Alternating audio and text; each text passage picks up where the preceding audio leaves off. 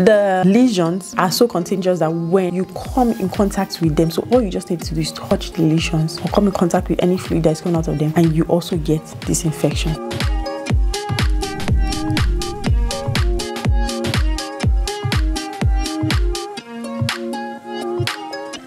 What's up, beautiful people? Welcome to another exciting episode of Pillow Talk with Dr. O. You already know. And in today's video, we're going to be discussing about 3 sexually transmitted infections that condoms can't prevent. You heard me right. Condoms cannot prevent this one. So don't be feeling all safe and protected and doing whatever you're doing up and down because you feel like once you're wearing a condom you're good. No, sometimes condoms can protect you from certain sexually transmitted infections, and that's why I'm making this video, so that you know there's no argument later. You won't come and say, oh, I didn't know, no one told me, or blah blah blah. So let's set the record straight now. There are some sexually transmitted infections that a condom cannot protect you from. So let's jump right into it. Let me start with the first sexually transmitted infection. The first one is a virus. Yes, it's a virus actually, and it's called the human papilloma virus, and a condom cannot protect you from this. Now, all these diseases I'm going to talk about, they all have something in common, which is that they're sexually transmitted infections, obviously, right? And not only that, the way in which they manifest, so the symptoms in which they present with, right, are somehow similar. So they all come with either a rash or a lesion or something on the skin, right, that is contagious. Now the thing is, normally if you're a guy, when you put on a condom, or a female, there are female condoms, you put on a condom, or if your partner puts on a condom, for guys, there's only so much of your private part that the condom can cover. Yes, the parts of your skin, right, that is not protruding, so your pubic area, condom doesn't cover. It's not like you're going to put a whole cover cloth or something on that side, right? It's only covering the shaft of your private part.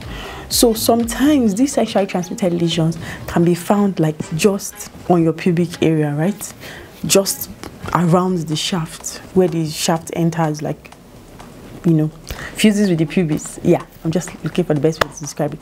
So fuses with the pubic area. The lesions are so contagious that when you come in contact with them, so all you just need to do is touch the lesions or come in contact with any fluid that's coming out of them, and you also get this infection.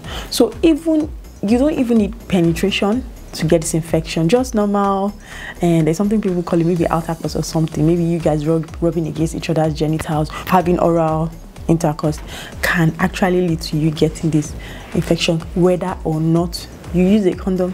Okay, so one of those infections, like I said, is the human papilloma virus, and the number 2 one is something that we call herpes, popularly known as herpes. Full name is the herpes simplex virus. It's also a virus, and it also comes with these lesions, plenty tiny cluster of lesions that don't look very pleasant, right? And they are so contagious.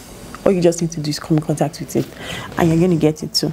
And then the last one is a very popular one. Very popular. This one is not a virus, it's caused by bacteria, and it's syphilis. Now syphilis can be very difficult to treat, and it can spread around the body, can manifest in different ways, right? And one of the classic signs of syphilis is something that we call a syphilitic chancre. So it's something like, it's a lesion. I won't call it a rash. It looks like an injury, kind of. It looks very disgusting, and it's normally on the private part, right? So it could be on the shaft of the penis, on the top of the penis as the tip, or even around your pubic area, right? So depending on the area where this chancre is found, a condom may not protect you. Yeah, if it's on the tip of the penis, because you're going to wear a condom on it, yes, you can be protected. But if it's somewhere around the pubic area or on the upper part of the shaft that is not completely covered, all your partner needs to do is to come in contact with this, or all you need to do is to come in contact with it and your partner, and you are also infected.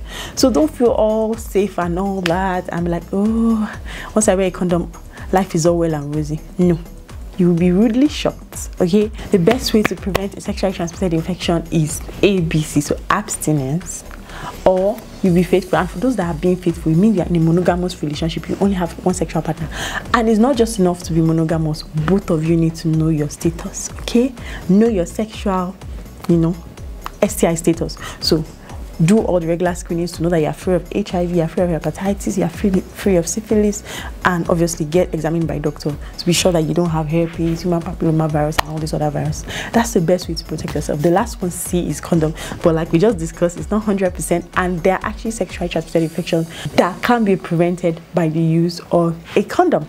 Okay, so I just thought to put this out there for those of you that are sexually active and can sometimes be careless. Remember what I always say, your sexual health is equally as important as your general health and well-being. See you next week.